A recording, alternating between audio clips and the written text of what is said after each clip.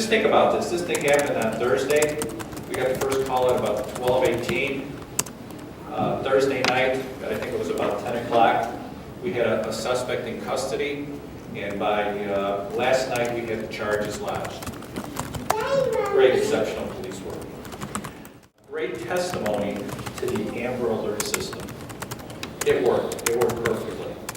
It was an effective system. Was able to get the information out to the public, which gave us tips and clues to solve this case. As you recall, 12:18 on Thursday, Drake, 5 years old, is in the backseat of his mom's car, and it's parked in the driveway at 1736 North Good. The car is unlocked, it's running. Mom is bringing some groceries back and forth into the house. She then sees, actually, the offender inside the car, revving up the engine, trying to engage the car to move it. She runs out, starts pounding on the door, as any parent would, pounding on it, screaming, my child, don't take my child," clearly telling the offender that the child is in the car, pounding on the car, opening up the door, grabbing the offender, trying to pull him out of the car. Her attempts and during that confrontation to stop the event obviously failed. We then initiated immediately the Amber Alert process. After the message is out, there's key pieces of information now that emerge that help, as I would always say, connect the dots on this case. At about 11:45, they had several calls of a suspicious person in the area of 1800 Bussey, that the subject had been in one of the storage facilities there, had walked in and asked for a plastic bag. It had been raining, as you recall. He was wet, and he looked for a plastic bag that he could put over himself. That description matched the person that we were looking for. We were able to get video footage from that storage facility. The next piece of information that comes in is actually from a teacher from a school in Arlington Heights called Metro Prep.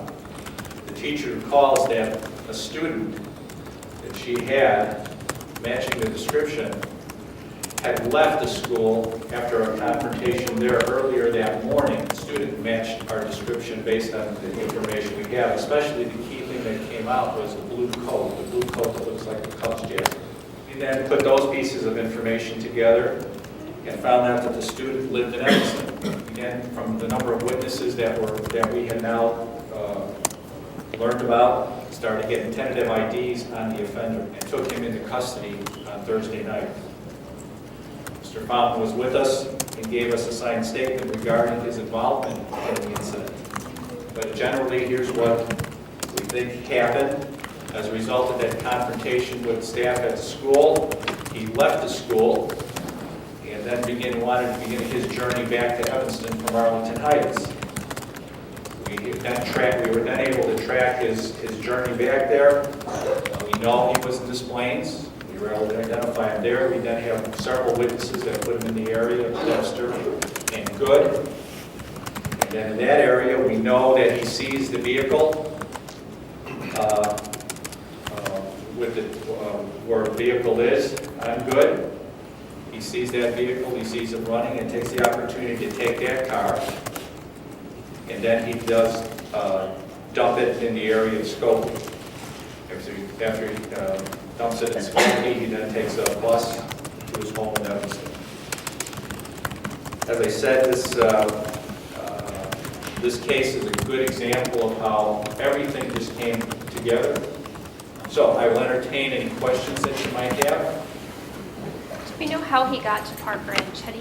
Was he walking the entire way from Arlington Heights? Jennifer, we assume that after the contact, we don't know pretty much how he got from Arlington Heights to Des Plaines, but we do know that once in Des Plaines, we pretty much figured he walked into that area at Dempster and Good, which is not that far from where the storage facility is.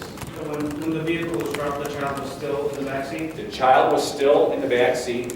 The keys were in the car but turned off. Yes. And was the child awake? The child, as best we know, probably slept throughout the whole event and just awoke shortly before the Skokie police came at that location. Because the child indicated that he had just been sitting there for a while and started to get cold. How old is Fountain then? Is he a student there? He's 18 years old and he's a student there, yes. It's a Metro Prep in Arlington Heights, States. Does he have any previous offenses? We've had prior contacts with him. Park Ridge has. We've had, well, as part of our regional task force operations, there's been some contacts with him prior reference to car burglaries In Park Ridge? in the task force area. Does that include Evanston?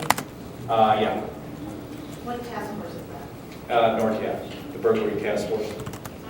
What finally made him ditch the car and the child? Did he know the anger was out there? You know, the block was hot, he got scared, he was a kid. What made him finally? Your guess is as good as mine. Is there something that we could overall learn from a situation like this to his parents? Well, I think it's obvious what we all learn from these things. You know, you're probably correct in your assessment. We take things for granted. And obviously, when somebody saw an opportunity to take the car, they did. So my advice to everyone is, you know, you can never be too cautious, you know, with your children. I got a grandchild. I'll tell you what, I don't never leave them in the car, not for 5 minutes, 2 minutes, or whatever.